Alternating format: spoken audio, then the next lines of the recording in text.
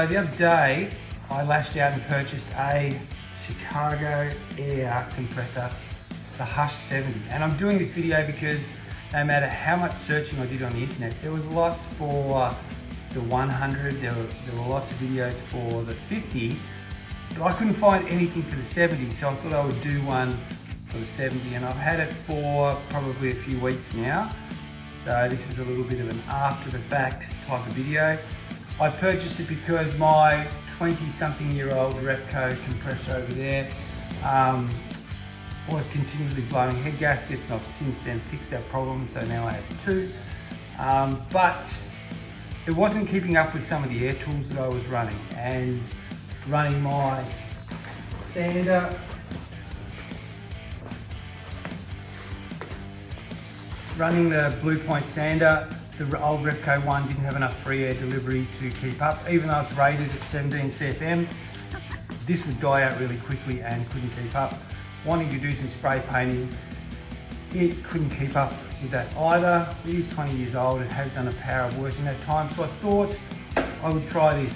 So a few of the things that I noticed straight out of the box, I really couldn't believe how quiet it actually is. I didn't know what to really expect, but it is actually really quiet compared to the old compressor style one over there. That's quite rattly and noisy. This is really quiet. This takes about a minute and 39 to go from full empty to full and shutting off, whereas the old one actually takes about a minute and 9, so it's about 30 seconds faster than the old one, but the tank is smaller, so I think that sort of counters it out.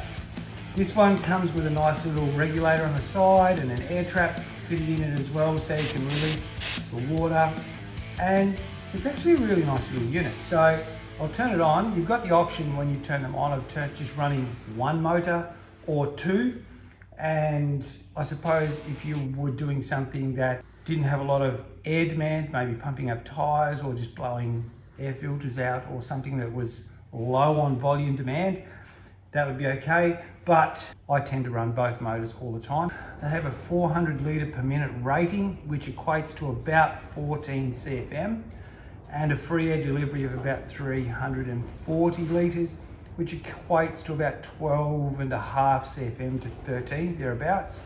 So reasonable. So one of the only things I changed on it when I bought it was I swapped over to one of my fittings and swapped in a Ryco style fitting. Outside of that, I purchased it from Total Tools, and this is exactly how it came. We lifted it into the car. It is a bit heavy, it's about 50 kilos. So let's turn it on so you can see how it sounds. And I've been really surprised because I've been doing a bit of work in the shed, and you can still have a conversation over the top of it. So I'll turn one motor on first. And as you can tell, you can probably still hear me over the top of that. So that's just one motor running. Flicking on two, it's really not too much noisier. So now that's both motors running, and it is really quite quiet. I won't let it go to full pressure, but one of the things I've noticed while using it, I have done a bit of spraying with this since I've got it, and it keeps up with the spray gun quite nicely. It runs a little bit consistently, but it does keep up. With the orbital sander, it struggles a little bit. It doesn't run out of air like the Repco one does, or the old one does. That does tend to trail off a bit, and the orbital sander will die right off.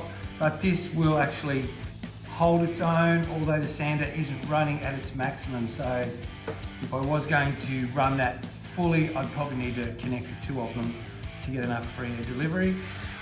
But that said, it could also be that's a really old sander. Don't really know. So I've paid attention to the details of even the little cooling fins on the copper tubing to disperse the heat.